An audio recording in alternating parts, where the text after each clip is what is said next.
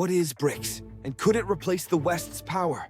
Have you ever wondered if the dominance of Western powers like the US and Europe might be challenged? Recently, a group called BRICS, Brazil, Russia, India, China, and South Africa, has made headlines for potentially reshaping global power dynamics. But what exactly is BRICS, and could it truly challenge the West's global dominance? Let's break it down simply. BRICS is a coalition of 5 large emerging economies: Brazil, Russia, India, China, and South Africa. Together, these countries represent over 40% of the world's population and about a third of global economic output.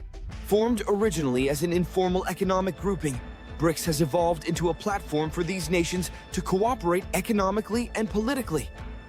They aim to give the Global South, developing countries, more influence over global decisions traditionally dominated by Western countries. BRICS started as BRIC in the early 2000s, when an economist named Jim O'Neill identified Brazil, Russia, India, and China as fast-growing economies likely to shape the global economy. By 2010, South Africa joined, creating BRICS. Their main goal is simple: challenge the Western-dominated global order by creating alternative institutions like the New Development Bank, NDB, which competes with the World Bank and IMF. They also want more representation in international forums, such as the UN. In August 20, BRICS took a big step.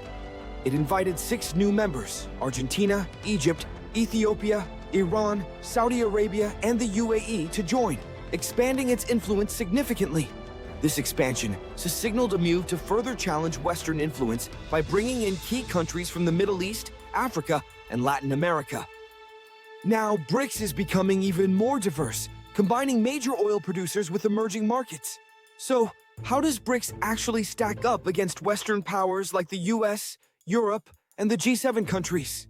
Economically, BRICS has massive potential, especially China and India, which are among the largest economies globally. In purchasing power terms, BRICS economies already rival the G countries. They also have significant control over key global resources like energy and minerals.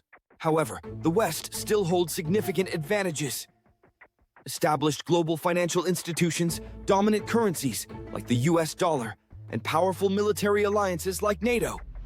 BRICS doesn't yet match the West's cohesive political unity or military cooperation. Despite its potential, BRICS faces major hurdles. Internal divisions. China and India have geopolitical tensions. Brazil and South Africa maintain strong ties with the West, while Russia and China often oppose Western policies. This makes unified decisions difficult. Economic disparities. Huge differences exist between members, from China's massive economy to smaller economies like South Africa. Coordinating economic policies is tricky. Lack of unified structure. Unlike the EU or NATO, BRICS has no formal binding agreements or defense alliances, making it harder to present a unified stance against Western alliances. These internal challenges limit BRICS' ability to directly challenge Western dominance in the short term. So can BRICS realistically replace Western dominance?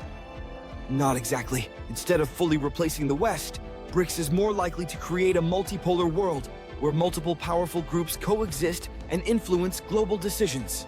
BRICS can reduce the West's economic dominance by promoting trade in local currencies and establishing alternatives to Western financial institutions. But replacing the West outright is unlikely due to internal challenges and the West's established global influence. In short, BRICS represents a significant shift toward a more balanced global system, rather than completely overtaking Western power. The rise of BRICS highlights the evolving nature of global politics. While the West remains influential, BRICS signals a changing balance of power, making global politics more complex, multipolar, and fascinating. Will BRICS grow stronger or remain limited by internal differences? Only time will tell. For now, it's clear that global leadership is becoming more diverse. Did this help you better understand BRICS? If so, please like and subscribe, and tell us in the comments. What other global topics would you like explained simply next?